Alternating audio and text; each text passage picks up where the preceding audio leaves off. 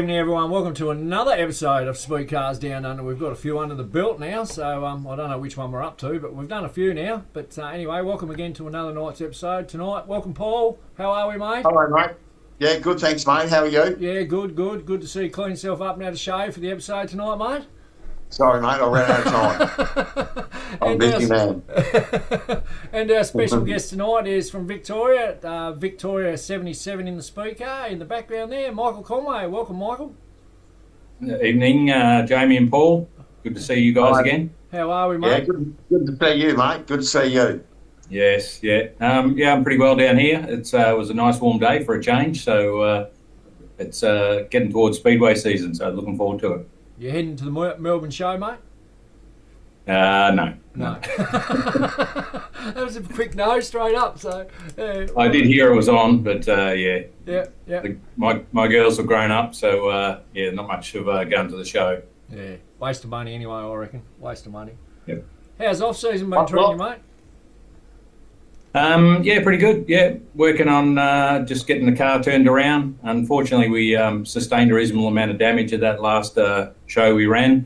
So some of this year's budget has gone into fixing the car and getting it all done. So yeah, it's all done. We had scrutineering the other day on Sunday, and so that side of it's ready to go. Just a few little bits and pieces to finish off. There's always things to finish off on the car. So. A few changes, minor changes from last season, but not really too much at the moment. Yep. Can I just ask a question? Like, I'm a big fan of the Honda engines, and for those that don't know, you run a Honda engine. That's correct. It is, yeah, Honda K24.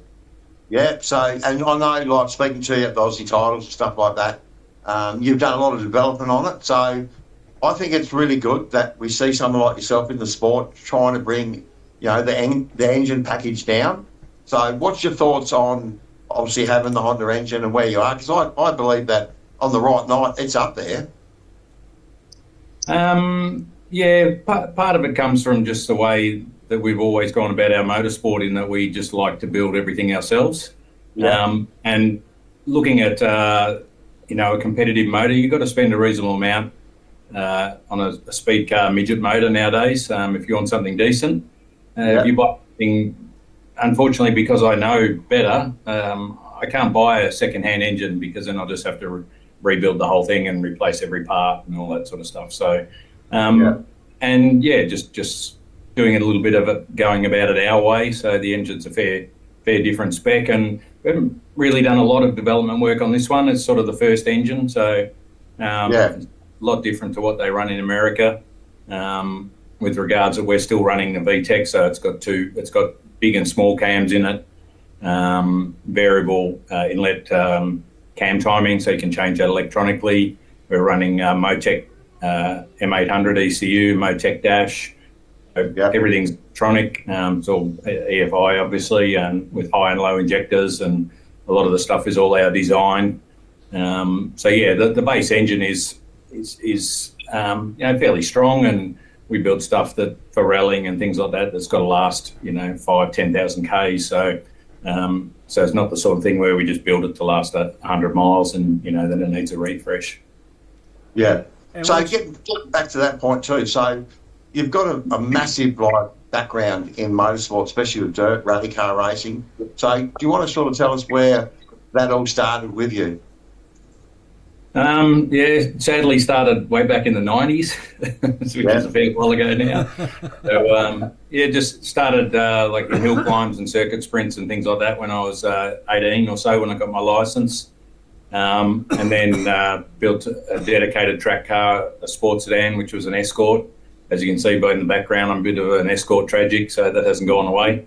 And then we went sports sedan racing. And did quite well there. We're involved in setting up the under 2 litre sports sedan Australian Championship in the early days in the 90s, and did that for a while. And then we stopped for a few years to concentrate on starting the business that we run now, Power Play, down in Melbourne.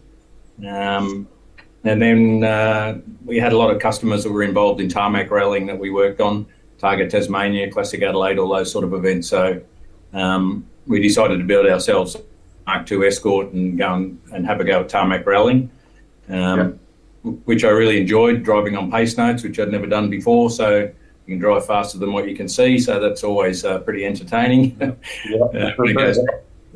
And we did quite well. We managed to win over at Classic Adelaide in 2004, and then had a shot at Target Tasmania in 2005, and won the Classic category outright down there that year.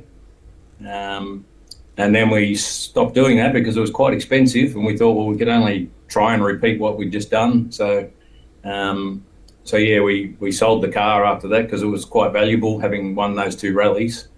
And then had a bit of a break and entertained the idea of building a gravel rally car, because I hadn't done any gravel rallying. Done a bit of driving on dirt, but not much.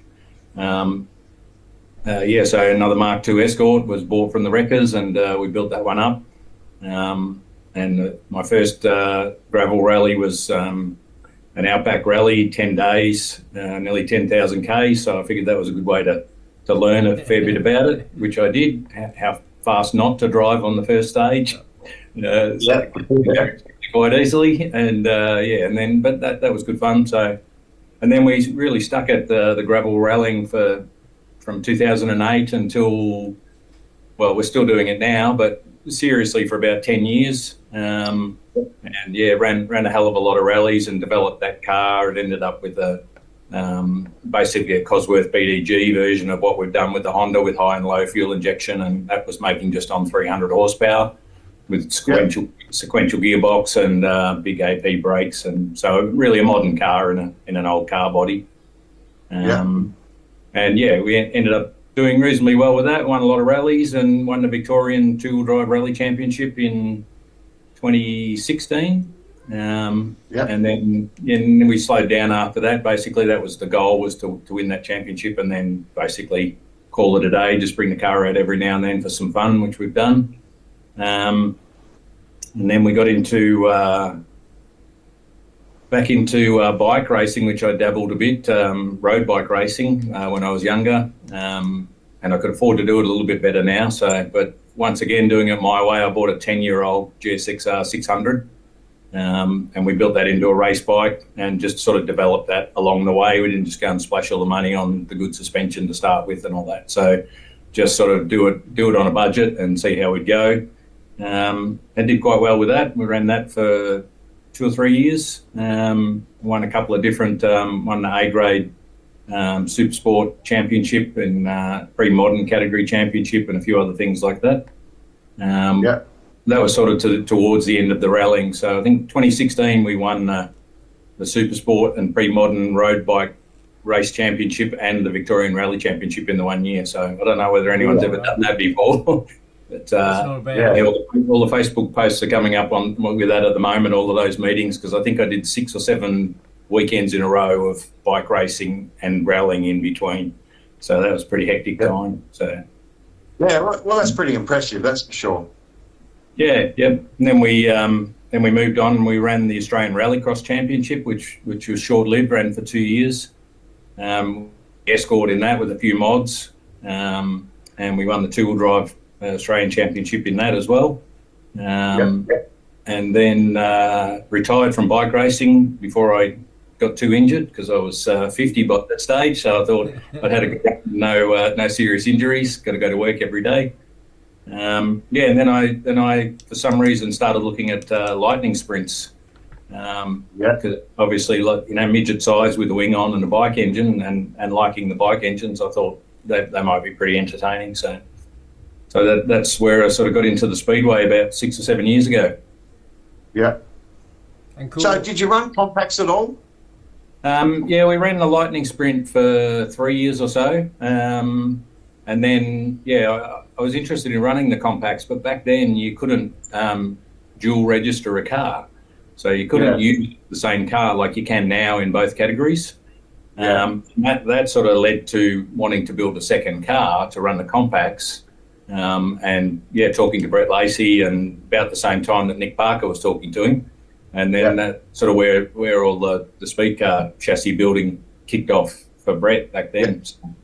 Then we ran compacts for 3 or 4 years, and I've still got the compact now. the ultimate goal was just to learn non-wing racing as a driver and setup, and then and then ultimately to build a speed car, which I've loved since I was a kid, but not sure why I never entertained the idea of doing it. I needed to start about 40 years ago. So. And so does the rallying compare to racing a speed car, Michael? Is there a similarity, or is there no? Yeah, probably in some ways similar, but you're not actually racing it. It's just how brave you are to go how fast you want to go. Yep. So because you're racing against the clock, so you can't judge how you're going against other people until you get results at the end of each stage and things like that, which you can now because it's all on on your telephone and stuff like that. Yep. So you navigate and look at the time, see how you went as the other cars come in. But yeah, for pure adrenaline, nothing compares to the speedway. Open wheel racing, it's super fast, super close, and having done the rallying for a long time and then got back into the bike racing, it actually reinforced that I love actually racing against other people. Yep. So as much as I love rallying and racing against the clock and yourself, I'm a very competitive person, and I actually love the wheel thing like I was doing in the bikes, and then once again now in the cars. So. Yep. And we're running the same package as last year? For the moment, we'll run this for the first. We've only got a couple of shows I think three shows that we can run before Christmas. We've got Avalon on the 11th, and then I think the South Australian Rogers race and the South Australian title. We'll go over for that. We're hoping to do next weekend the 4th and 5th, but some other stuff has come up, and it's just not enough hours in the day to make all that happen. Yep. Our season will start on the 11th. So we'll do those. Unfortunately, I missed the meeting on the 29th at Avalon because we've got the Alpine Rally, which we're running down at Lakes Entrance that weekend, because that only comes around every 2 years, so a date clash, unfortunately. So we'll miss the Barry Power Classic there. So and then it'll be into the meetings that were PSW. We'll run those shows. Yeah. And what about package now? What about the Australian title, Michael? We're going to the Australian title? Yep, certainly that's the plan. Yeah, we'll be there for the big title and the Australian title, and we've been slowly piecing together a new engine for the second half of this season. So if things go according to plan, which hopefully they do, then we might have a new engine to put in the car for those two shows to help us a bit, because it's uphill there at Simpson. So we're only less than 2.4 litre, so we suffer a little bit with not quite as much horsepower and a fair bit less torque than everyone else. So, and are you going the same sort of way with Honda, or are you going for a complete we're just building another Honda K24, but this one will be revving a bit harder than the current one. Won't be running the VTEC and a few other bits and pieces. A lot more lightweight gear in the cylinder head and rocker arms and all that sort of stuff compared to what we've got now. And we can run a high compression with the new engine, because we haven't got the little cams there which raise your static compression effectively when you're running them. So just basically the sort of we've learned a bit from this one, but we always wanted to build a new one. So we've just been doing the cylinder head, and now I've got to just make all the I've made a single inlet runner and all that sort of stuff to do all the flow bench work and that. So, but now I've got to actually make the manifold and all that sort of stuff, which we do all that stuff ourselves. So. Well, that's good. It just goes to show that the average guy, with a little bit of knowledge as well, who's got a bit of a motorsport background, can actually develop another engine for the speed car class. Yeah, there's lots of different ways to go about it. I think the good thing with Speedway is that it's not all just about how much horsepower you got. It certainly helps early on in the night and if the track's hooked up, but really it comes down to setup knowledge and that sort of stuff. And you'll suffer a little bit if you don't have the horsepower here and there, but we've shown that the car can be reasonably competitive. And I'm probably the slowest part of the whole package at the moment. So you go and put a gun driver in the car, then he's gonna make it go better than me. So, I think it's nice. I've got a bit of an advantage because that's what we do in my business. But I like the idea of the old days where you used to be able to build. Everyone built their own engines, or their mate built them, or something like that. Like you say, back in the day, you had Volvos, you had Volkswagens, the Chevy 2s, the Sescos. Like, I mean, there was a Sigmas. I think Warren Eakins ran an Alfa Romero. Like, it's just had such of what engines. Like Dean Summers, a guy who gave me my first driver's speaker in Darwin. Like, he had a Sigma motor in his, which I think he won an NT title with it, against Warren Eakins and Bobby Holt. And, like Peter Kittle. Peter Kittle was a guy from Alice Springs, and he was a really good rally driver out of Alice Springs too. I know the name from up there, He runs the car yards up there. Yes, I think. Correct. Right, Yeah, so, I mean, Alice Springs, as I said, you look at Garth Thompson, like Peter Kittle. I mean, those guys have had some good speed car races out there, that's for sure. Well, that's the thing. All those classic cars are still out there in classic rallying. So, like you say, the Sigmas and the Volvos and stuff like that, people are still building those engines and developing them and rallying them week in, week out. So, that's sort of 50% of the whole idea of going motor racing for me is building the car, and the other 50%, and then you have to ignore that and just try and drive it as fast as you can, and whatever happens. So, I just love building cars and enjoy that side of it as well, which makes it hard sometimes because you spend an incredible amount of time doing it. Yeah. Sometimes I think I should just go and buy someone else's car and just go racing, but are you happy? Couldn't do it. Are you happy with the way the Honda motor's developing, though, Michael? Are you happy with the results so far of where you've come with it? I was pleasantly surprised because it really hadn't, you know how much it makes on the engine dyno, and you go, well, and there's rumours about what everyone else has, but as I said, a lot of it's about setup. So until we actually rolled it out on the track and I started driving it, I had no idea whether we'd be competitive or not. So I was pleasantly surprised that the car was reasonably competitive straight up. And then over at the Australian title, obviously we had an alternator problem because we run an alternator, and the alternator packed it in at the start of the feature on the first night, so I didn't get any points there, and then that stuffed us up. But also me putting it upside down in practice didn't help at the start of the night.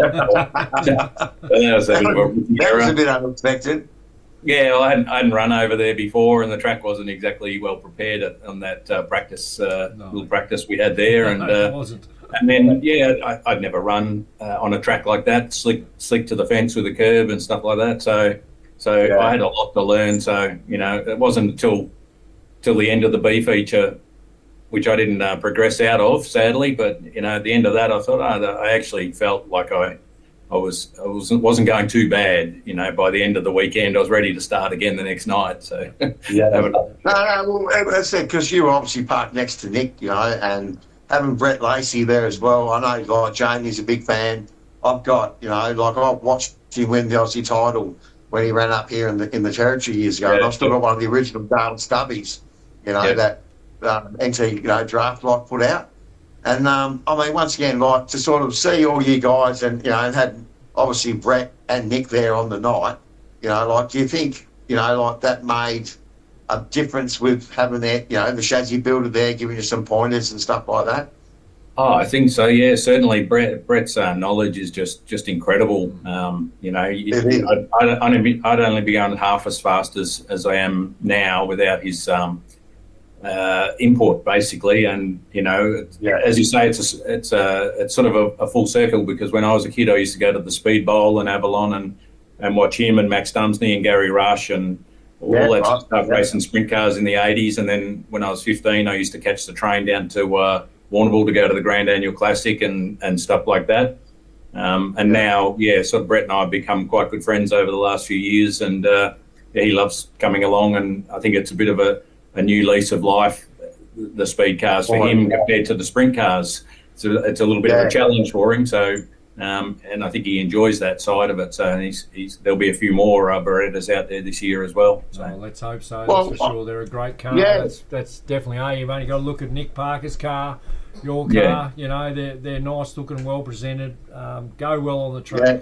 You know, like. Well, I know the Sharps have got one this year, you know, like I think it's good for especially Brett being, you know, like an Australian chassis build, especially with Speedcars. Yeah. You know, like they put that package together, racing against the Kings and you know the Spikes and everything else. Yeah.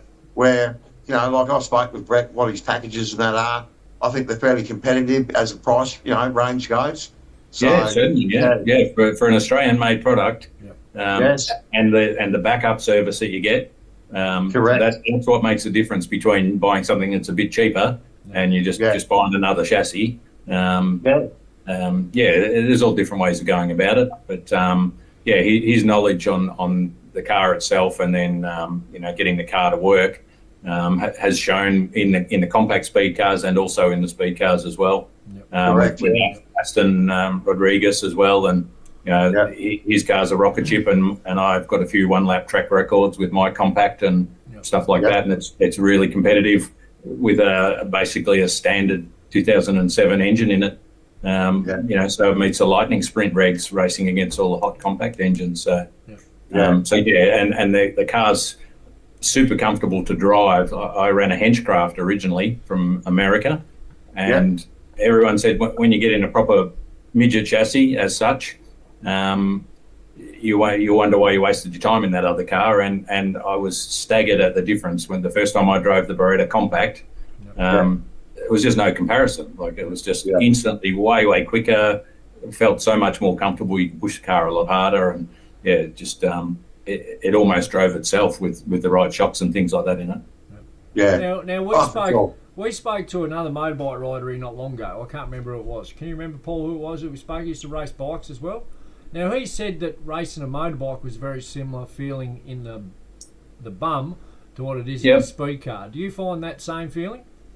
Both racing the bikes and the rallying are the same. You're sort of, you know, driving by the seat of your pants effectively, in that you can feel if the car's not working properly or the bike's not working properly.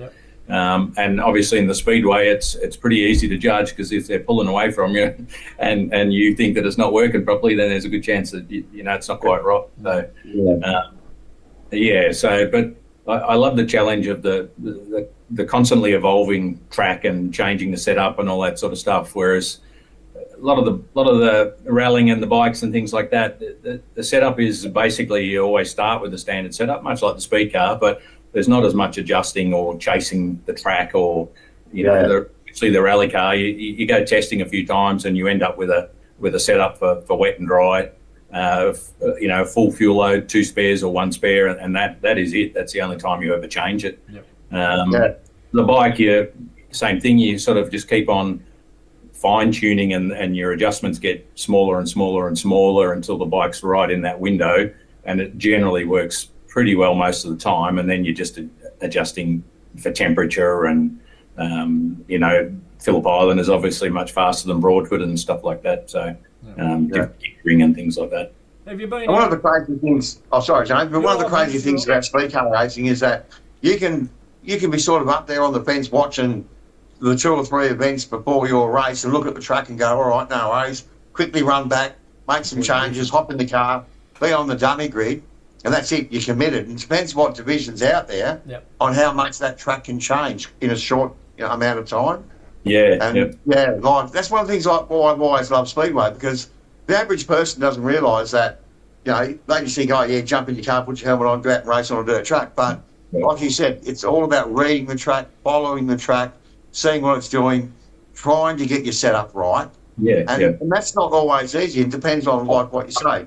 You know, if you're running a big race or just a feature, or you know, your heats, like and as I said, it's not that easy, is it? No, and that's the hard bit. With the compact, I usually used to run it by myself all the time, because it has a clutch, obviously, and stuff like that. So most of the time you haven't got time to even go and look at the track. You try to, but you're just taking a punt on what it's going to be. And obviously, luckily, we've got shocks that we can adjust on board. So, you know, if you get out there and you go, oh, this is not what I was expecting, then at least you can half save it. But yeah, that's the difference with having a crew helping you out, which you have to do in the speed car, obviously. But like you were saying, you have the setup basically there and you're sitting on the dummy grid, but then someone like Brett will be looking at the track while you're sitting on the dummy grid, and then he'll come back and he'll just walk up to the car and reach in and make some adjustments and then send you on your way. So having that knowledge, you know, obviously gives you a much better chance of going reasonably well than if you just did it yourself and you know, you're too busy to do it all. It gives you more of a confidence level, doesn't it, you know, as a driver. Yeah, that's right, 100%. I'd like $1 for every time someone told me that Speedway can't be that hard because all you do is go fast and turn left. And I just look at them and go, what? You've obviously never been and raced or drove a Speedway car. Well, even people that I friends from other types of motorsport, and they certainly know about sprint cars and speed cars and things like that, and have watched them many times, but they're still amazed at how many things you can change on the car, and how many things you do change all the time. It's just you're just constantly chasing the track, working on the car.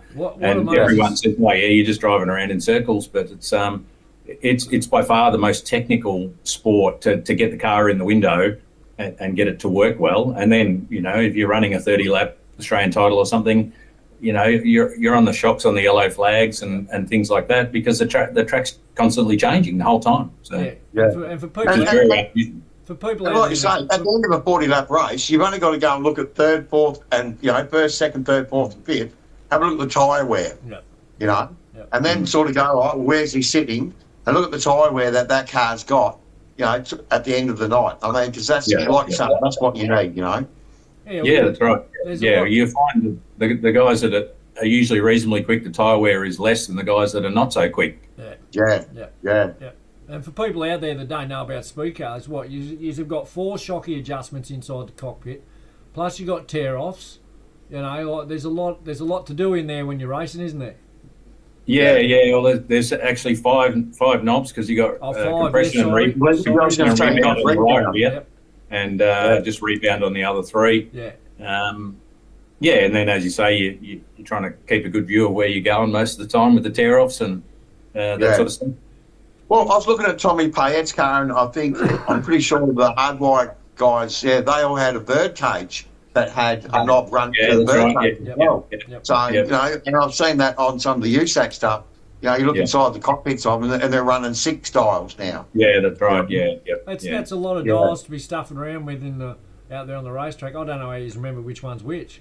Well, in the when you first have them all, sometimes you make bad adjustments. And in the compactor, it wasn't too bad, because I could adjust them while I was racing. If you were chasing someone and it wasn't quite right, you could get them. You know, if you weren't battling anyone, you were just chasing someone down, then you could have a play with them while you were racing. But the speed car's a little bit quick for doing that, in my opinion. Pretty happy with last year's. Pretty happy with last year's results. Michael, with your car, I'll just look at here. Rookie of the year in Victoria, is that correct? Sixth in the Victoria. Oldest rookie of the year. Yeah. I was going to say, I think that's like national heritage, you know, oldest rookie of the year, a bit like me. Yeah, that's right, yeah. I'll be surprised if anyone ever beats that. So. Yeah, sixth in the Victorian title. You had a podium, third place at Simpson. You was third in the Victorian Club Championship as well. So that's not too bad for an up and down season. Yeah, I was very pleased, and we picked up a win at in the Beasley Memorial at Avalon, which actually, yes, I was about to say, wasn't a lot of cars, and there was a bit of carnage during the night, and we lost quite a few cars. And then I think Caleb was leading that one, and he got black flag because he dropped the muffler. So it was a bit disappointing for him. But I think I started 4th or 5th, and I passed everyone up to 2nd, and essentially I was the 2nd fastest car on the track. So I've had many a night when things haven't gone my way. So you get lucky. You got to take those wins. So. Well, I'll tell you a really cool story, right? I went down to the local truck stop here about a week ago. I walks in, and there's, Australian, 1992 Australian Speedcar champion Bobby Hull, right? Yep. well into his 80s. I'm pretty sure. I mean, once again, I'm only going off what the locals say. He's up around 85, 6, right, maybe 7. Still drives a road train. It was him getting the copy, right, bare feet. Now, I know his midget's still sitting out at his shed. Yeah. But like, he just said the same thing, you know, like, he's a cool old dude. Yeah. No, your age is just a number, effectively. So, you know, as long as you look after yourself and you stay fit, there's no reason why you can't keep doing it for quite a while. So, obviously, the cars bite pretty hard when it all goes wrong, but that's why you got to keep your fitness up and you know, work on that side of things as well. So, what about being older? Because obviously they don't have a wing, and you know, one of the greatest things about sprint cars is that when they do go over, because like these open wheel cars, they go for a ride when they go for a ride. Yeah. And, you know, like, they do. They come hard if you come down on that roll cage or, you know, hard down on the wheels, because obviously you're always frightened, you know, where that tip's going to go. Yeah. You hope that never happens. But, yeah, I've had a couple of reasonable crashes in the 3 different categories. But, yeah, touch wood, nothing too bad.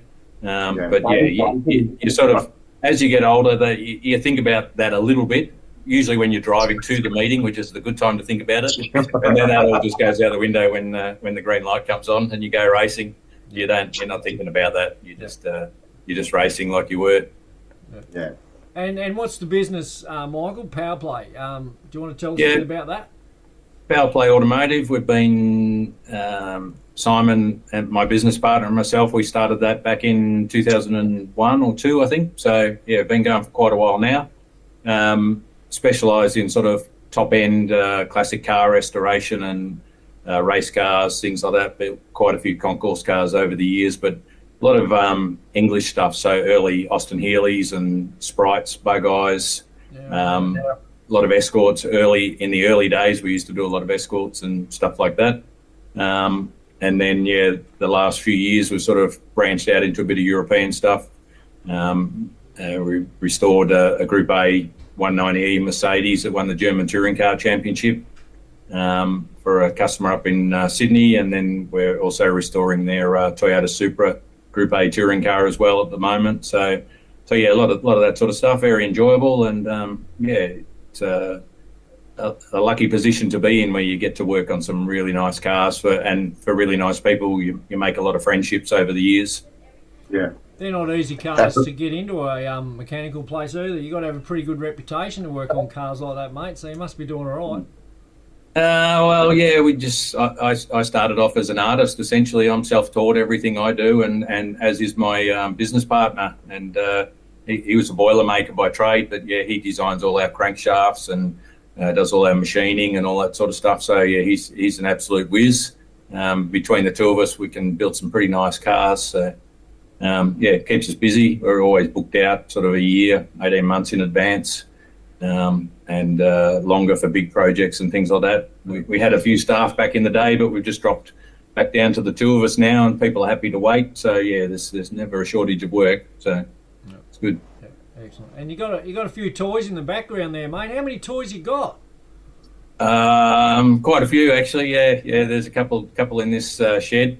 So, yeah, I've got the speed car there, obviously, and the compact I actually just put in the trailer because I was a bit disappointed with how we went at the Australian title, so it was still sitting there. Last Australian title, we had a battery go flat with 3 laps to go, so then we had some misfiring issues during the feature as well. So I was a bit disappointed with all that, but I thought yesterday I should get it out and actually put it in the trailer, take it to work, give it a wash, and tidy it all up. So we might run the big title or something like that with the compact, but the main focus is just the speed car for this year. The Mark II rally car we use occasionally. That'll be out in November down at Lakes Entrance for the Alpine Rally.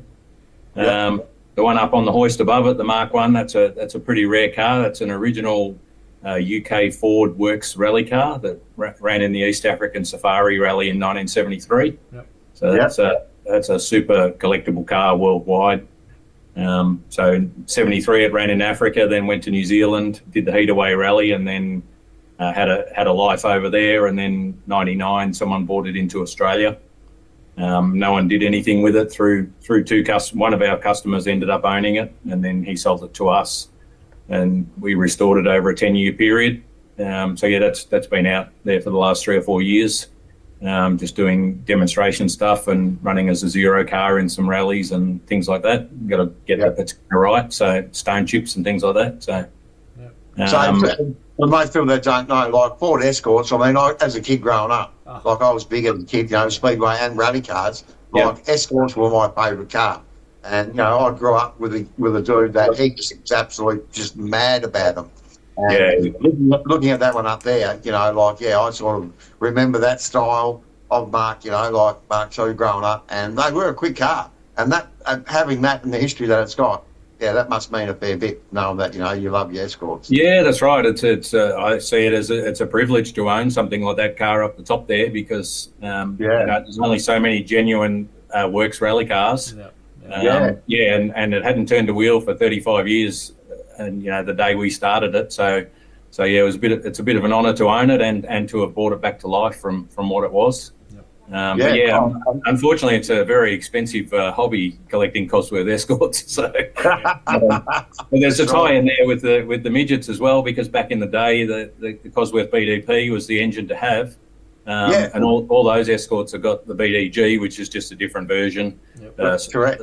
Yeah, different version of the same engine. So we built quite a few of those over the years, and we've got a little Group N historic touring car as well, a Mark I, which runs the BDA, which is a 1600 steel block Cosworth engine, which we've just finished fixing all that up. So I've had that out a few times this year, doing some club sprints and things like that in it. And then I'm building a replica of that one up the top there on the hoist, so that I can go and rally it properly rather than drive it really cautiously like I do with that one. Then a couple of other projects. Bug Eye with an R1 motorbike engine in it, Combi with a V6 Commodore engine in it, all sorts of stuff. So I need to retire so I can. V6 in it. That'd be interesting. That'd be very interesting. Have you had a go at the Australian Tarmac Rally Championship they got going now? The one at up Meriden? Not lately, because it's turned into. It was always an expensive sport to do. Yep. But the level of car that you've got to have, like my gravel rally car would go all right in that, but it's a different sort of thing, and it is quite dangerous. We've had 2 customers over the years that have been killed in tarmac rallying. And I look back I've got every stage I ever did on in-car camera, and I watch it and I think, geez, I don't know whether I should have been doing that. So especially in Adelaide with all the big trees and things like that. Tassie, it's a bit the same. That's right. Yeah, there's a lot of stuff going on there, and it's all changed. I don't think any of that's going to go back to how it used to be. The world's evolved, and they're making it harder to do that sort of stuff, especially with all the deaths down there. But I think the tarmac rallying, you're 100% in control until you're not. And it's just that one split second where there was something on the corner that you didn't expect or something like that, and that the speeds are so much higher than the gravel rallying. Most of the stuff in the gravel rallying, you didn't quite make the corner, or you didn't quite stop in time, or you just ran a little bit wide or something. So it's having done both, it certainly feels a lot safer on the gravel to me. At least in Speedway, mate, you've got a catch fence. Yeah, that's right. You hope you're never getting up that high. But and the ambulance is not far away either. That's a bad part of the tarmac. I had to sit in the back of the ambulance once, so I'll try not to be doing that anymore. How does your wife Samantha go with it all, Michael? Does she? Yeah, she's super supportive. She comes along occasionally. She likes.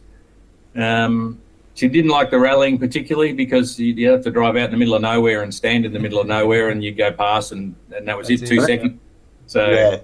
She liked the rallycross because it was quite spectacular, because it was tarmac and gravel all mixed in, and they had a control tyre, so you had no grip on the tarmac, so you were just sliding the whole time. And you could, as a spectator, it was very exciting to watch. And she likes the speedway because obviously you can see the whole thing and what's going on. So, but she comes along sometimes, but she's a footy fanatic, so she's always at the football, which it doesn't happen in the same season, but yeah, she loves her football and she's got her stuff that she likes to do. So we do our own thing and then we do our things together. Who does she follow, mate? Carlton. Oh, Oh, what a legend! we've been together since 1986. Yep. Her and I.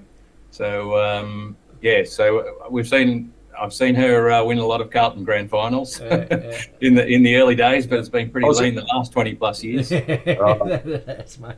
And see, that's why I don't watch football, Jamie, because I go, Yeah. No, I follow St Kilda, so I'm worse, and we got no. Can't get any I worse. haven't won a grand final in my lifetime. Well, see, I tell you, a man who would be very upset at the moment, and like his first name starts with D. David Parker. Oh, actually, all I'm going to say was DP, right? I'll dob him in. We saw him on Sunday morning, and he was pretty philosophical. He said, "Well, yeah, we're good enough to get there, but not to win." I was going to ring him up. I was going to ring him up at 3/4 time, but I didn't think that'd be a good idea. So, yeah, he wouldn't have answered. I don't reckon. Yeah, you'd leave him be when it's all going wrong. Hey, mate, could be worse, could be us. We got the wooden spoon again this year, so we're going really well. So we got a lot to do. So first meeting for you is going to be the 11th of October, you said, Michael? Yeah, that's the plan at Avalon. So hoping we can get a few cars there. Yep. Always seems to suffer a little bit with car numbers at the start of the season, which I find a bit puzzling because we've had the off season to get everything ready. So, but yeah, hopefully we get a reasonable turnout, and the weather's kind, and we can put on a good show. Yep. Excellent. Excellent. Before we go, mate, is there any sponsors and people you'd like to thank that helped you out? Yeah, we've got Dulux on board again this year, and they've been great. The last been with us for probably 5 years now. So, yeah, they look after us quite well. Helps pay the tyre bill and get us up and down the road. My company, Power Play, obviously. Without my business partners. Engine work and that sort of stuff, I wouldn't be able to compete like I do at the moment. So that's something I'm very thankful for. And then obviously Brett at Beretta Fabrications for absolute high quality chassis and just his shock knowledge and knowledge, all that sort of stuff, and friendship. He comes to a lot of the race meetings. So which once again is the social side of it I really enjoy. It's a lot more fun than doing it on your own. We have a lot of late night road trip chats on the way there and back, and never anything really about cars. A lot of usually about everything else in life other than cars. And a few other people that help me out. Top Stage Composites with some carbon work and things like that for all the little bits and pieces that I make up. That are specific to our car, and then the guys at Hale Signs for stickers and bits and pieces like that. Excellent, mate. Well, best of luck for the season, Michael. We hope it all goes well for you, and we hope you start off in a high on the 11th of October at Avalon, and we'll hope to catch up with you during the year and see how you're going, and catch up with you the Australian title, mate. Yeah, thank you. Look forward to catching up again. It was good fun at last year's Australian title, so hopefully I'll have a better run and we can have a few more beers. Hopefully I can teach you all how to turn the GoPro on properly. Yeah, well, I was going to say the beers and the barbecues and, sitting back in that unit watching the footage with everyone, that was awesome, so. Well, we didn't get the B main, did we, Michael, because someone stuffed up. No, the only race that I was reasonably happy with my driving, and we've got nothing to show for it. got all the other ones of me going backwards really fast.